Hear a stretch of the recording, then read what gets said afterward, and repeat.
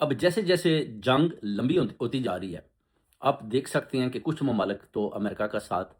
دے رہے ہیں، مگر پھر بھی کافی ممالک آہستہ آہستہ پیچھے ہٹتے جا رہے ہیں۔ اسی طرح جیسے آپ اسپین کا بھی دیکھ لیں، ادھر کا جو صدر ہے اس نے بھی بتا دیا جی کہ ہم آپ کا ساتھ نہیں دیں گے، آپ جناب یہ جو جنگ لڑ رہے ہیں نا، یہ غیر آئینی ہے، غیر قانونی ہے اور نتن بچوں کا اور فلسطینیوں کا قاتل ہے۔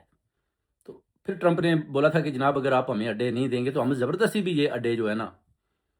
ان کے اوپر جا کر قبضہ کر کے بھی ہم استعمال کر لیں گے، آپ ہمیں روک نہیں سکتے، اور جتنی بھی تجارت ہم آپ کے ساتھ کر رہے ہیں اس کو بھی ہم ختم کر دیں گے۔ جس پر اسپین کے صدر نے بولا کہ آپ نے جو یورپین یونین کے ساتھ معاہدے کیے ہوئے ہیں، آپ اس کا پاس رکھیں، ان کو دیکھیں،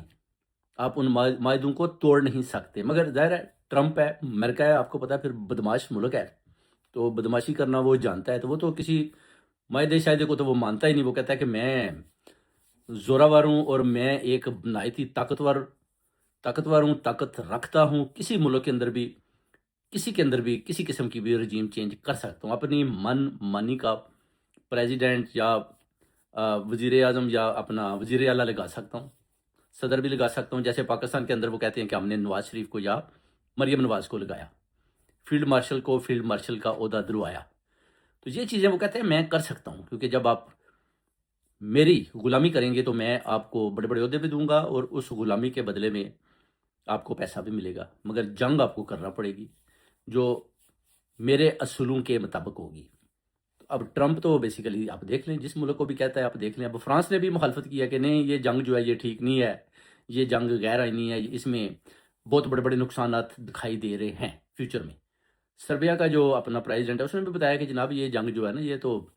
بڑی خونی جنگ ہے اور اس میں تو بڑی تباہی دکھائی دے رہی ہے، تو اس جنگ کا ہم تو حصہ نہیں بنیں گے اور ہم بھی نہیں چاہتے کہ ٹرمپ کا ساتھ دیں۔ یعنی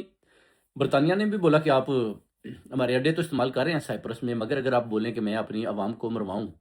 تو وہ کہتا ہے کہ نہیں یہ ہم نے پہلے بھی ایک دفعہ ایک لڑائی کا حصہ بن کے اپنا نقصان کروا چکے ہیں عراق کے اندر،